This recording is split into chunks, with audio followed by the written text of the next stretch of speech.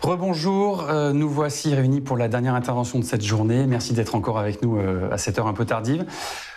Comme vous l'avez vu sur le programme, nous avons le plaisir d'accueillir Isabelle Zavis-Schmitz. Isabelle, bonjour. Bonjour. Merci de nous avoir rejoints. Je vais vous présenter en 2 mots et puis on va se concentrer sur le sujet qui nous réunit aujourd'hui, bien sûr. On a un gros quart d'heure ensemble, donc c'est vrai qu'on ne pourra pas tout balayer. En regardant un petit peu votre carrière, j'ai compris que vous étiez un peu touche-à-tout sur des sujets souvent avec comme trait d'union la donnée et le numérique, des grandes entreprises comme IBM ou Price que vous avez fréquentées, à une société de transformation que vous avez montée, en tant que membre également du comité stratégique de Digital Pharma Lab, qui fait partie de nos partenaires, et puis en tant que coprésidente du comité santé au Syntec numérique. Tout à fait. Et depuis 1 an à peu près, vous êtes directrice de projet, avec un focus Europe international, c'est ce qui nous réunit, au ministère des Solidarités et de la Santé, au sein de la DNS. Tout à fait. Que tout le monde connaît comme la délégation au numérique en santé. En discutant ensemble, finalement, si j'ai pas trop mal compris ce que vous me disiez, le Covid, pas forcément du mauvais, et du bon, mais il y a aussi des bonnes choses.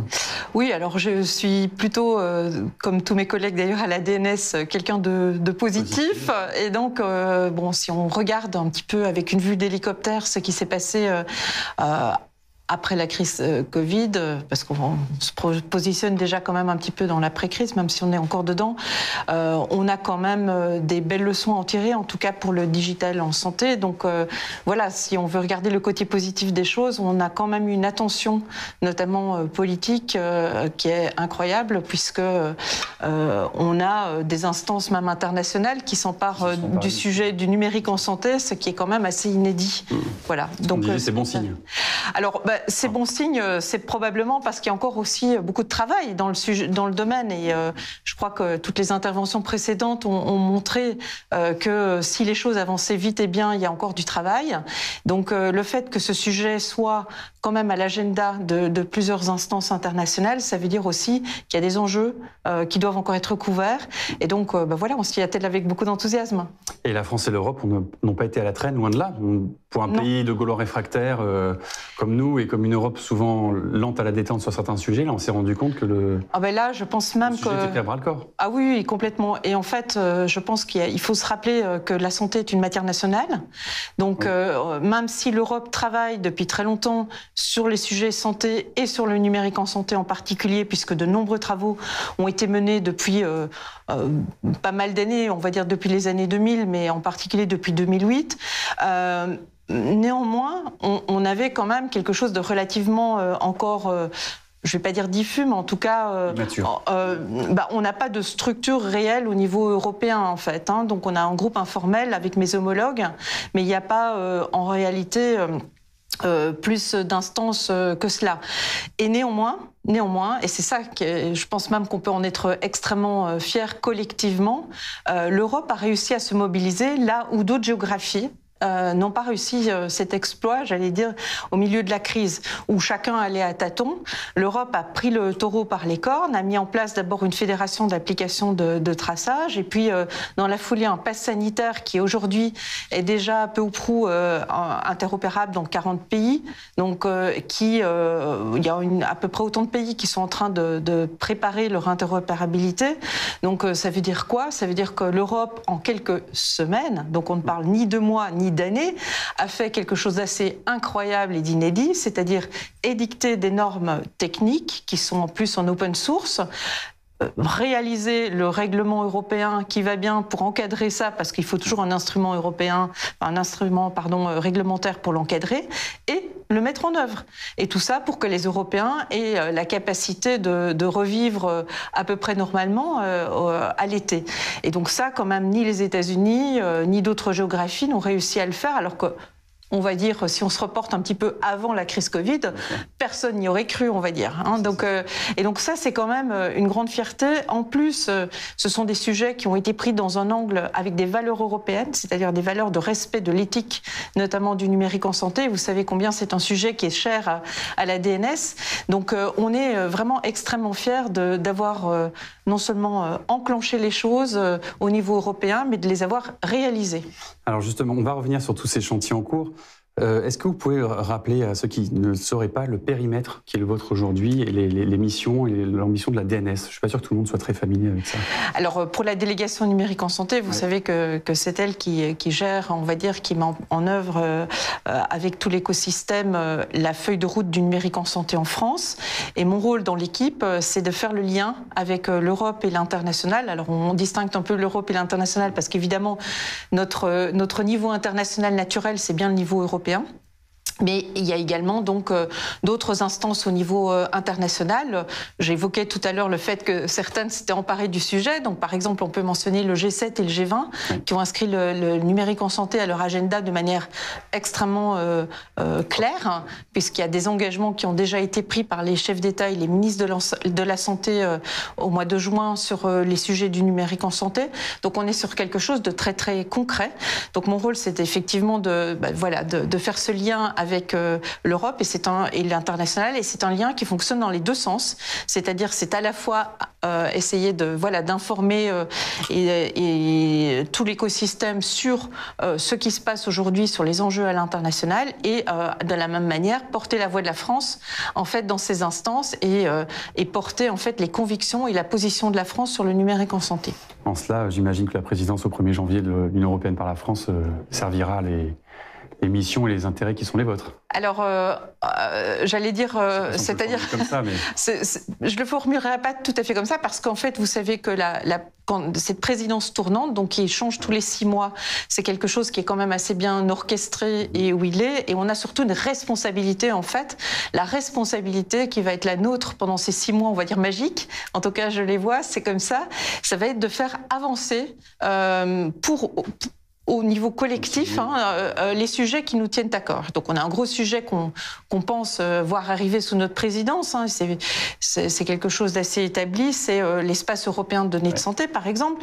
Donc notre responsabilité là-dedans, ça va être avant tout de faire avancer le dossier au niveau européen. On est à 27, donc vous imaginez bien que pour des sujets d'une complexité importante, il faut s'organiser et il faut pouvoir être assez efficace et pragmatique dans l'avancée de ce dossier.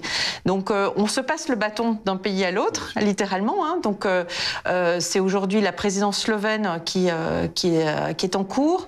Donc au 1er janvier, nous allons prendre le relais, et puis on fonctionne, donc, comme vous le savez, en trio, c'est-à-dire que le trio dont on aura la responsabilité, c'est les 2 pays qui vont nous suivre, qui sont la République tchèque et la Suède.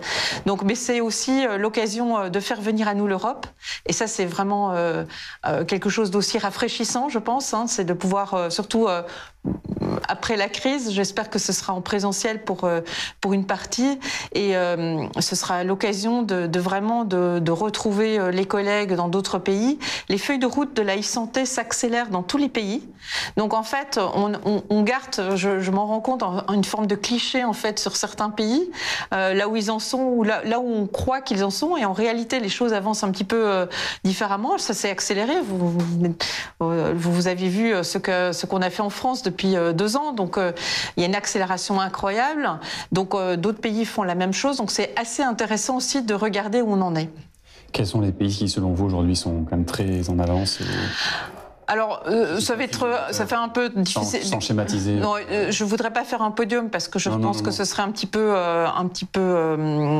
compliqué et réducteur, parce qu'en fait, ça dépend des sujets. Vous savez, il y a des sujets, par exemple, la télémédecine, il y a des pays qui sont plus en avance que d'autres, et puis il y en a sur le partage des données qui sont plus en avance que d'autres. Donc, ça va être un petit peu compliqué comme ça de faire un podium. Mais je dirais que ce qui est quand même assez spectaculaire, c'est quand même l'accélération générale des feuilles de route de la santé. Donc on est tous confrontés en plus à des problématiques similaires. Donc c'est extrêmement rafraîchissant de partager en fait les leçons qui ont été acquises par chacun des pays sur les différents dossiers, parce c'est comme pour tout dans la vie, on gagne du temps des erreurs des autres et des écueils auxquels ils ont été confrontés. Et ça c'est quand même super intéressant. Donc il y a un consensus sur le constat.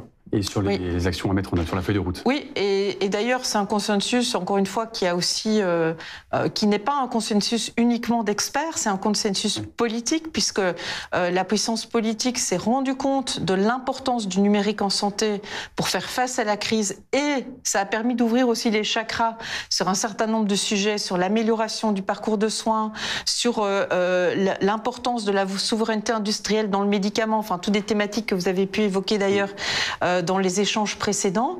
Et donc, en fait, ce n'est plus aujourd'hui uniquement un débat d'experts, mais c'est aussi un débat sociétal. Et le citoyen européen, il est complètement partie prenante de ce débat-là. Donc ça, c'est très important aussi de voir qu'on a changé un petit peu de paradigme dans la façon d'aborder les choses, et ça va nous aider effectivement à déployer les choses. Et de manière très concrète, le discours de l'État de l'Union de Ursula von der Leyen, en septembre dernier, portait sur l'Europe de la santé. C'était normal compte tenu du contexte. Hier, elle a fait son discours sur le numérique en Europe. Donc, on voit très bien que nous, on a la conjonction des deux. On est vraiment dans ce qui est attendu quand même pour les prochaines années. Et donc, bien sûr, il y a des thématiques partagées. Chaque pays a également ses spécificités, chaque région a ses spécificités, pardon. Et donc, il est très important de trouver la bonne articulation, la bonne priorisation des sujets pour les dérouler de manière à ce que ça rende des résultats concrets rapidement, parce que les citoyens, les professionnels de santé, eh bien, ils attendent des résultats concrets. Et nous, ça, c'est quelque chose auquel on est extrêmement attentif au niveau de la DNS, c'est notre objectif. Donc, les thématiques sont partagées. Où en est le plan d'action européen à ce sujet aujourd'hui? Est-ce qu'on peut commencer à dresser un petit peu Alors, il y a eu... C'est pas un bilan, mais une étape. C'est un point d'étape et les choses vont beaucoup évoluer, en tout cas on s'y attend au cours des prochains mois, avec ce qu'on vient de dire. Alors d'abord, il y a énormément de travaux qui ont été menés historiquement, qui n'étaient pas forcément toujours très visibles parce qu'il n'y avait pas cette attention qui est nouvelle post-Covid, mais qui avaient préparé le terrain. Et c'est pour ça que l'Europe a pu aussi être efficace. Hein.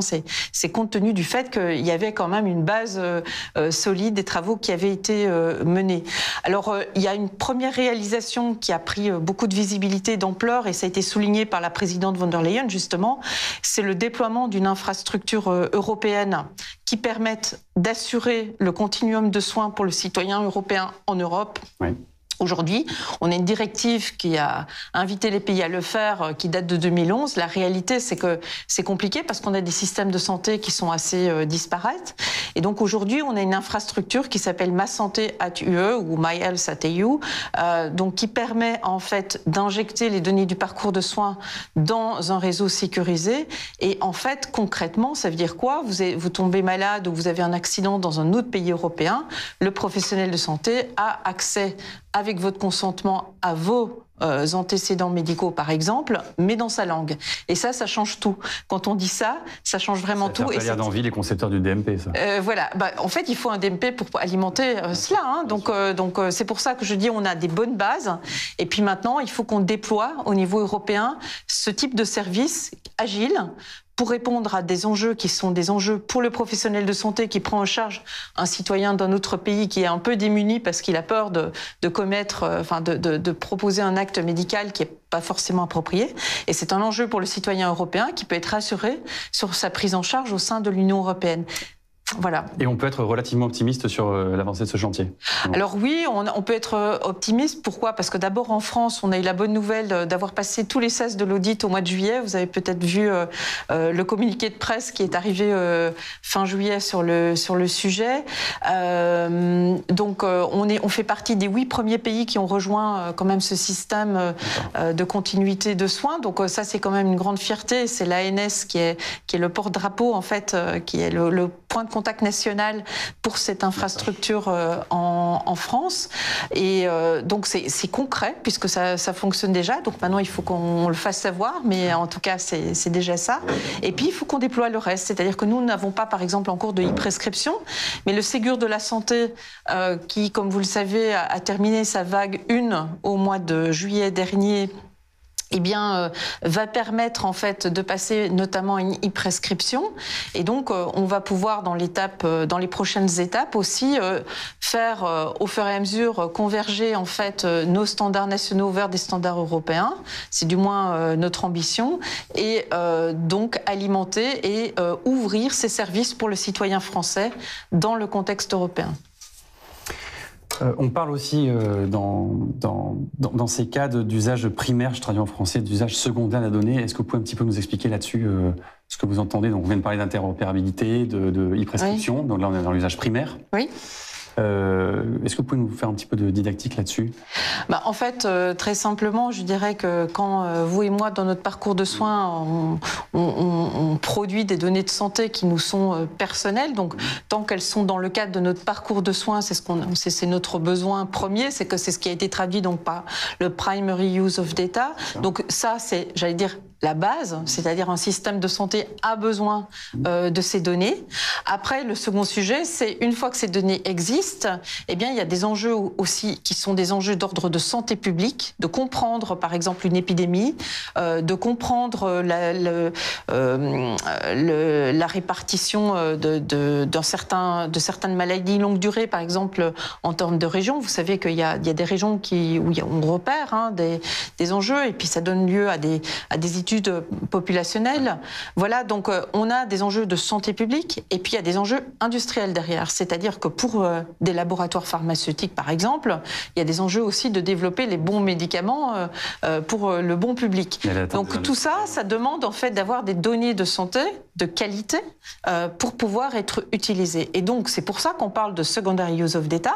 Et tout ça doit être évidemment très encadré, doit respecter des règles d'éthique et de sécurité. Un gros travail réglementaire. Donc il y a un énorme travail, effectivement. Il y a aussi des valeurs qui doivent être défendues. Et je vous disais, vraiment avec l'expérience de ces derniers mois sur les groupes de travail européens, on a bien vu qu'il y avait un partage de valeurs européennes dont on est tous très conscients. Alors évidemment avec des degrés divers selon les pays, mais il y a un réel socle de valeurs communes, et ça c'est très important. Et donc évidemment, c'est comme tous les sujets d'innovation dans le monde, il y a aussi une forme de compétition. Donc l'Europe doit être aguerrie pour y faire face. Et cette réflexion sur l'espace européen de données de santé, elle a eu lieu bien avant la crise Covid. Si vous vous rappelez, ça date quand même déjà d'il y a un petit moment. Mais elle a pris toute sa pertinence, je dirais, au moment de la crise. On a vu qu'il y avait des enjeux de souveraineté industrielle. On a vu qu'il y avait des enjeux de compréhension de ce qui se passait au niveau de la santé publique. Vous vous rappelez les premiers journaux télévisés de la crise avec les remontées d'informations où il y a eu parfois dans certains pays, et dans tous les pays d'ailleurs quelques couacs, mais en fait parce qu'il y a véritablement un besoin de comprendre ça. Donc pour avoir cette compréhension, il faut avoir les données. Voilà. Donc ça c'est un fait, et donc d'où l'importance aussi que les Européens réfléchissent de manière coordonnée pour donner un cadre qui soit, j'allais dire, propre finalement pour l'utilisation de ces données à différentes destinations, mais néanmoins qui sont déjà assez bien identifiées aujourd'hui. Vous parlez de compétition, c'est un juste terme. Dans quelle mesure la souveraineté numérique dont on parle tant au niveau européen va devenir un facteur de compétitivité, et où en est-on là-dessus? Alors ça, c'est on est loin ou... c'est un sujet qui, comme vous le savez, est extrêmement sensible. Ouais. Il est de notoriété publique que les Européens n'ont pas été les premiers sur la balle sur le numérique globalement. Enfin, historiquement, oui, mais les géants n'ont pas toujours été européens, et chacun le sait. Alors c'est là qu'il y a aussi le sujet des valeurs qui rentre en compte, parce qu'il faut impérativement que, quel que soit l'acteur, il respecte un cadre de valeurs européen. Et donc, et c'est là qu'il y a quand même un terrain j'allais dire presque de négociation et aussi de réglementation pour pouvoir, pour faire en sorte que la confiance qui est absolument indispensable, que l'on se doit de donner aux citoyens européens, puisse être présente. Et donc voilà, donc il faut avoir des réponses très concrètes, et il faut avoir des entreprises de services qui puissent y répondre. qu'elle soit ou non européenne, il y a un cadre à respecter.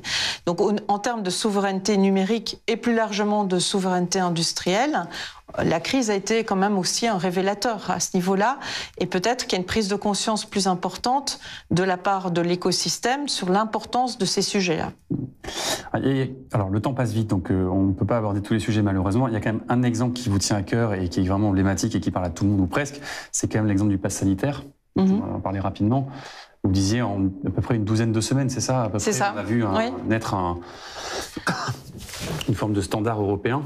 Alors c'est même plus un standard européen. C'est devenu international. On a créé un standard européen, mais c'est aujourd'hui un standard international, clairement. Donc c'est un standard qu'on aurait pu attendre de l'OMS, qui pourrait peut-être encore en proposer un, mais aujourd'hui il n'existe pas. Mais de facto, à partir du moment où vous avez, donc on va s'approcher quand même assez rapidement. Alors je vous dis, on a déjà dépassé la quarantaine de pays, donc et on a sans doute une quarantaine de pays qui sont aussi en train de se raccrocher au wagon. Donc on a créé un standard international, on peut le dire, et on peut en être fier. Voilà. Donc on peut être très optimiste comme Dominique Pont. Alors en fait, oui. Dominique, oui. Dominique hier a dit oui, effectivement, que dans 2 ans, la France serait leader de la e-santé. Vous faites, je pense, allusion à ça. Alors c'est vrai que on a une telle accélération en France et on est très regardé aussi sur la manière dont on accélère en fait notre feuille de route et de la manière dont on priorise nos sujets, la méthodologie que nous utilisons. On a des réunions quand même bilatérales avec nos collègues qui nous demandent comment on fait finalement, et nous leur posons la même question d'ailleurs. Donc effectivement, on a des réalisations aujourd'hui qui sont assez incroyables. Le Ségur de la santé, c'est quand même assez spectaculaire en termes de résultats pour la vague 1, et la vague 2 va arriver derrière. Donc on peut légitimement penser que un certain nombre de choses vont terriblement changer dans les 2 prochaines années. L'ouverture de mon espace santé au 1er janvier 2022 va remettre ce leitmotiv qu'on a eu pendant des années de mettre le patient au cours de son parcours de soins. Eh ben là, ça va être une réalité. Donc, il y a beaucoup de paradigmes qui changent aussi avec la manière dont la feuille de route se déploie. Et donc, on peut penser effectivement qu'on sera dans les premiers, dans la tête de peloton en Europe, et on l'espère, on fera tout pour, mais ça ne se fera pas non plus sans travailler de manière coordonnée avec nos collègues en Europe et plus largement, puisqu'il y a aussi des enjeux, comme je vous le rappelais, sur l'espace européen de l'e-santé, notamment, donc des enjeux qui dépassent vraiment les frontières de l'Hexagone et qui vont par ailleurs aider probablement aussi nos start-up, nos industriels, parce qu'à partir du moment où on leur donne une ouverture sur l'international, eh bien ça les aide aussi pour en faire des champions. S'il y a une ouverture et qu'il y a un cadre derrière, je pense que les éléments sont... Exactement, exactement. On finit sur une note positive, du coup. Voilà. Ah, toujours positif. Voilà. Oui, d'autant plus qu'on s'aperçoit que les chantiers sont colossaux. Colossaux. Et que même en Europe, où les disparités sont fortes... oui, mais on a la volonté d'y aller. Donc voilà. Le consensus peut se faire. Exactement. Merci beaucoup, Isabelle. Je suis désolé, merci à vous. Un petit peu à la bourre. C'était un plaisir de vous recevoir. Eh bien, merci pour votre invitation et bravo pour cette belle journée, surtout. Merci, c'était un plaisir de vous recevoir tous aujourd'hui, même à distance.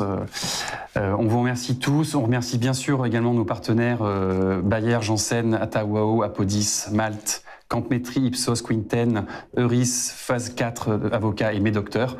On vous remercie, vous. Je crois que vous étiez un peu plus de 400 participants aujourd'hui à nous suivre pour la 3e année consécutive. Donc, a priori, c'est que le sujet vous intéresse. On espère que les tables rondes furent également passionnantes. Compte rendu dans Pharmaceutique du numéro d'octobre. Replay disponible bientôt sur les réseaux sociaux et sur Internet, sur la chaîne YouTube de Pharmaceutique également. Il me reste à vous remercier, à remercier Tech2Med qui est co-organisateur de cet événement, comme je le rappelle. Et puis, soyez rassurés, on a plein d'idées pour d'ici le prochain PharmaStech l'an prochain pour continuer à suivre ces sujets. Rendez-vous très bientôt. Merci, bonne soirée, à bientôt, au revoir. Désolé, on fait un peu vite, mais bon.